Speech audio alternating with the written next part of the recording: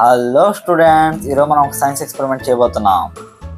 ఆ ఎక్స్పెరిమెంట్ పేరే reaction of acids with metals. ఈ ఎక్స్పెరిమెంట్ చేయడానికి ముందుగా కొనికల్ ఫ్లాస్క్లో కొంచెం హైడ్రోక్లోరిక్ యాసిడ్ని తీసుకున్నాం. ఆ తర్వాత కొద్దిగా జింక్ మెటల్ పీసెస్ని తీసుకున్నాను.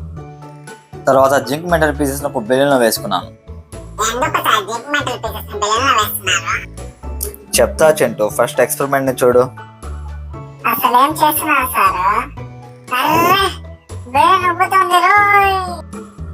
చెప్పా కదా చింటూ, ఎక్స్పెరిమెంట్ని చూడమని. అసలేం జరుగుతుంది సార్ అక్కడ? ఒకసారి ఎక్స్ప్లెయిన్ చేస్తారా? సరే చెప్తా విను చింటూ.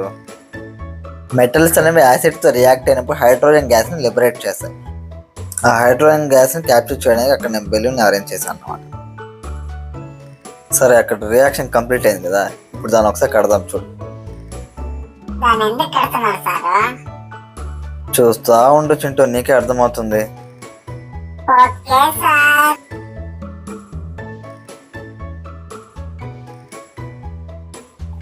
ఏం సార్, బెలూన్ తీయగానే గాల్లో ఎగురుతుంది? అలా ఎందుకు ఎగురుతుంది అంటే ఆ బెలూన్లో క్యాప్చర్ అయిన గ్యాస్ వచ్చి హైడ్రోజన్ గ్యాస్ అన్నమాట.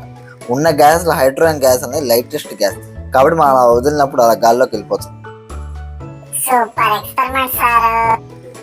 Thank you Chintu. అదొకటే కాదు, ఈ హైడ్రోజన్ గ్యాస్ అనేది మంచి ఫ్లేమబుల్ గ్యాస్ అన్నమాట.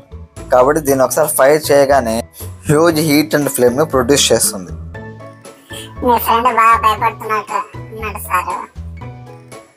అలాంటిది ఏం లేదు చింటూ. ఎప్పుడైనా సరే ఇలాంటి సైన్స్ ఎక్స్పెరిమెంట్స్ చేసేటప్పుడు ఒక అడుగు దూరం ఉండి చేయడమే మంచిది.